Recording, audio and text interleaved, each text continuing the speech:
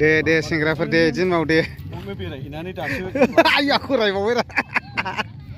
गामिनि पिकनिक जाफैबाय दिनै आइ फवालि पिकनिक स्पटआवनो जाबाय जायगानो मोनखायाखिसै जोबथा साहासो जाफैनांखाबाय जोङो नै अयथासार सा जोबथारनायावसो जाफैनांबाय आरो दैयाबो एसे गोजानाव लायनांबाय आलु खबसे लाब्रा जाहैबाय जायगाफ्रालाय माबायदि मोजाङानो औ माला जों जायगा मोनासै साहासो फैनांबाय ना एसे लेट जाबोबाय दा 10थासो जाबोबाय दा नै बाथाम माखौनो जनखायोलै जोंनिया बन नांलायखा नै सारि आराय बाथामखौ खिथायानो जनखायो बिराद मोजां मोजां बाथाम खामोलै खिन्थु बाथामखौनो जनखायो जोंनिया ने आदै उफाय गैया बाथामखौनो जामा लाबोखादों 40 किपिसो नै बेखौ होबाय गुरैना एवनायाव देन्जारखायो मोनहांहां जाबायानो ट्रेक्टरजोंसो फैनांबाय माल माथा लाबोनो दिगदार नालाय ओरै गंब्रै गंबासो होनदां ओमफ्राय गारि फिसाफोरबो दं औ जायगा मोनद'आखिसैलै ओरै थाबाय लिडारफोर नै गामिनि जानो मोनथ'वाखै जोंनिया दाबो नैबे स्पेसियेल दाउ बेदर अमा जायैफोरनि थाखाय दाउ बियो गोबांथार दंफैयो साथिंजायबो नै हाब माथो बिराद सिन्था जाबाय नालाय मोनजाद'यैखाय दे उफाय गैया दे ओरैहाय जिरायलाबायनानै दंथ'यो नै ओमफ्राय खायसे बै स्पटआव बेरायहैदों आरो ना बै पिकनिक स्पटआव ओमफ्राय जों साइडआवसो थाथ'बाय आरो ओंखाम मोनजाथ'वाखै नालाय नै माथो बिहामजोनो जुथासो गानखो सोरखौबा जोदाबलेनो थांनाय सिस्टेम नुखायो माथो बिहामजोसो जायोलां बिहामजोसो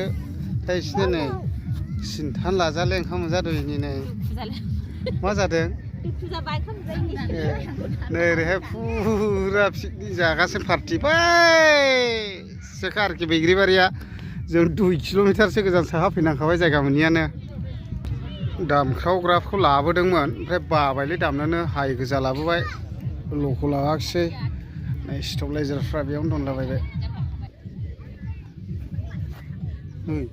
जेरावसो थाबाय थाखो मा बुंनो थाखाबाय ओंखाम उखैबाय नामा बैबा मा लागो जाखोलै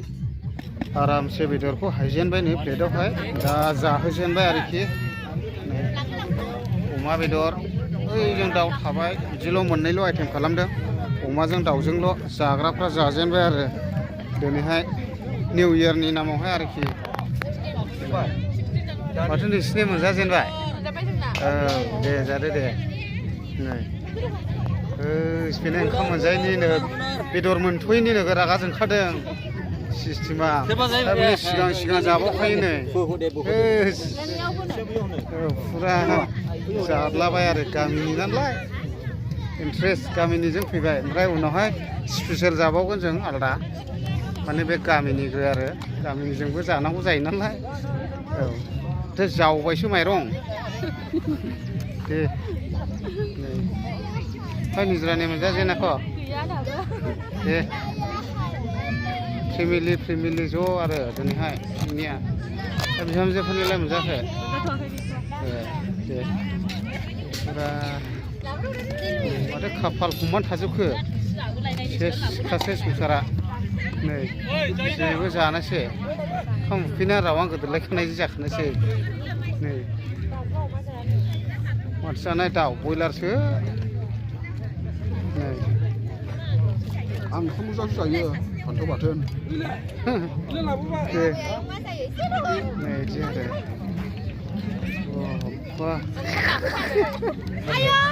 हिन्जावनोल' होफैना बारायलाय गुबुननोहाय लाबोना होफैबावखा नेनानै जालै आस्थे आरो नेनो बायोला ओंख्रि गोजा खफि गोजा जाना थां बिदि आरो बे बैग्रि सायायानो खामानि होबाय नै सयथिबो जोंना ओंखामा माबायदि टाइमाव मोनजादों मिथिबाय नै 4:15 मोनजाखाबाय ओंखामा आयु दिनैहाय बैथिंजायथ' बुंनानै दंजोबखायोलै जायगायानो फाग्लासो अयथासार मानसि जाखादों बैयाव दाबसे दंबावोमोन इयो जानानै थांबाय जों लास्ट जानानै थांसै आरो दायो